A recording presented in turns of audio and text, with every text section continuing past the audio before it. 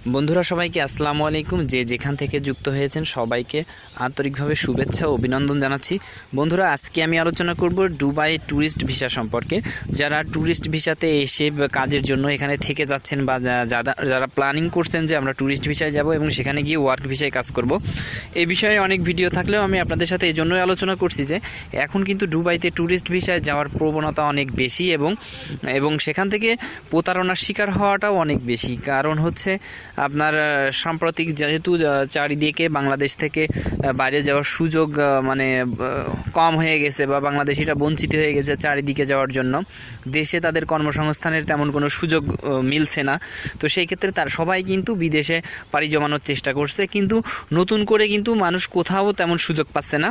তো বেশ কিছুদিন ধরেই কিন্তু চলছে এই দুবাইতে সবাই ট্যুরিস্ট ভিসায় যাচ্ছে এবং সেখানে ওয়ার্কের চেষ্টা করছে। কিন্তু যারা বর্তমানে আমরা দুবাইতে আসি ট্যুরিস্ট ভিসা নিয়ে, তারা আসলে জানি যে এখানে টিকে থাকাটা কত কষ্টের ব্যাপার এবং ট্যুরিস্ট ভিসা থেকে ওয়ার্ক ভিসা ট্রান্সফার হওয়াটা কত কষ্টের ব্যাপার। আর ট্রান্সফারের রেটটা যে কত কম সেটা আমরা জানি। 100 জনের মধ্যে হয়তো 5 জন ট্রান্সফার করতে পারে, আবার হয়তো কেউই করতে পারে না।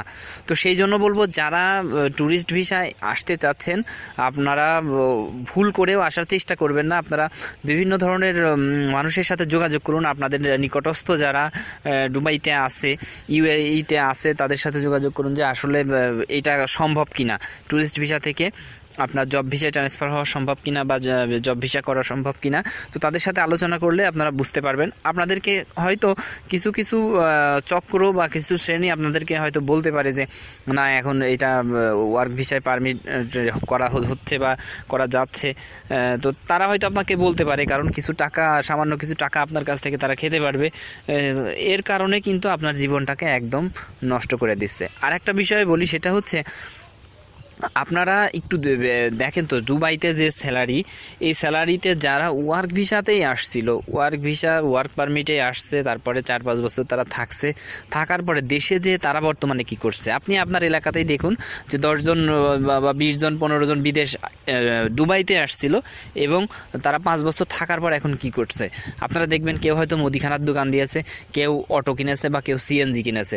আমি অনেকের সাথে কথা বলেছি, যারা অটো কিনেছে তাদেরকে বলেছি, তারা বলে যে সিএনজি কেনার মতো সামর্থ্য একসময় তাদের থাকে না। কারণ যে প্রথমে বিদেশ যায়, তার আত্মীয় স্বজন ফ্যামিলি সবাইকে খুশি রাখতে হলে তাদের জন্য নতুন নতুন গিফট, বা যখন সে দেশে আসে তখন তাদের জন্য এক একজনের এক এক চাহিদা।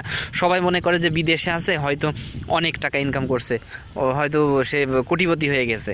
এইটা ভাবার কারণে আপনি সবাইকে যখন খুশি রাখতে যান বা আসার সময় সবার জন্য গিফট নিয়ে আসেন, সেই সময়ে কিন্তু আপনার টাকা পয়সা, আপনি তো জানেন কতটা ইনকাম আপনি করেন, তো সব শেষ হয়ে যায়। শেষ পর্যায়ে এসে কিন্তু আপনাদেরকে অটো হাতে ধরতে হয়। তো আমি আপনাদেরকে বলবো, যারা বাইরে যাওয়ার চেষ্টা করছেন, এখনও আপনাদের জন্য ওয়ার্ক পারমিট ভিসা কোথাও করতে পারেননি, শুধু কোনো দেশেই ট্যুরিস্ট ভিসাতে গিয়ে আপনার করার চেষ্টা করার দরকার নাই, জব ভিসা করার চেষ্টা করার দরকার নাই। কারণ সব দেশের প্রায় একই অবস্থা। আপনি যদি ওয়ার্ক ভিসায় সেখানে যেতে পারেন ভালো, না হলে পরে আপনি দেশেই থাকেন, দেশেই ভালো কিছু করার চেষ্টা করেন। দেশেও অনেক সুযোগ আছে, আপনারা শুধু হাত বাড়ালেই সুযোগগুলো পেয়ে যাবেন, সুযোগগুলো ধরতে পারবেন। কিন্তু ট্যুরিস্ট ভিসাতে গিয়ে ওই সিস্টেমে কাজটা করার দরকার নেই, অন্তত ইউএইতে। কারণ এখানে কিন্তু এখন ব্যাপক সমস্যা চলছে। যারা 6 মাসের ট্যুরিস্ট ভিসায় আসছে, এখানে আসার পর যাদের মেয়াদ শেষ হয়ে গেছে, তারা কিন্তু এখন কোথাও টিকতে পারছে না। তারা কোনো আপনি যেখানে থাকবেন সেরকম বাসাও আপনি খুঁজে পাবেন না, বা আপনার কাজের জন্য অনেকে আপনাকে সাপোর্ট করবে না, আপনাকে এড়িয়ে চলবে। আপনার নিকটতম আত্মীয় আপনাকে এড়িয়ে চলবে, যে হয়তো আপনাকে তারা রাখার জন্য তাদের আবার কোনো সমস্যা হয় কিনা। তো একেবারে আপনি অপদস্থ হয়ে যাবেন সেখানে। আপনি কোথাও চলতে পারবেন না, ঠিকমতো বেড়াইতে পারবেন না, আপনি খাদ্য কিনতে যেতে পারবেন না, যখনই আপনি অবৈধ হয়ে যাবেন। আর সেই জন্য বলছি যে আপনারা এই কাজটা কখনোই করবেন না। অবশ্যই আপনারা চিন্তা ভাবনা করে, আমার কথাটা বিশ্বাস না হলে আপনারা আরও ভিডিও দেখুন বা আরও বিভিন্ন জায়গা থেকে শুনুন। আপনি 10টা এজেন্টের সাথে কথা বলুন, দেখবেন সেখানে আপনার 4-5 জন এজেন্ট সঠিক কথা আপনাকে বলবে। সেই জন্য আমি আপনাদেরকে বলছি, আপনারা সবসময় সঠিক পথে থাকুন এবং সঠিক পথে থেকে সঠিক কাজগুলো করার চেষ্টা করুন। আর বন্ধুরা, ভিডিওটি যদি আপনার একটু উপকারে লাগে, একটু ভালো লাগে, অবশ্যই শেয়ার করবেন, যেন আরও 5 জন ভাই এটা দেখে সঠিক পথে আসতে পারে এবং সঠিক পথে চলতে পারে। আসসালামু আলাইকুম।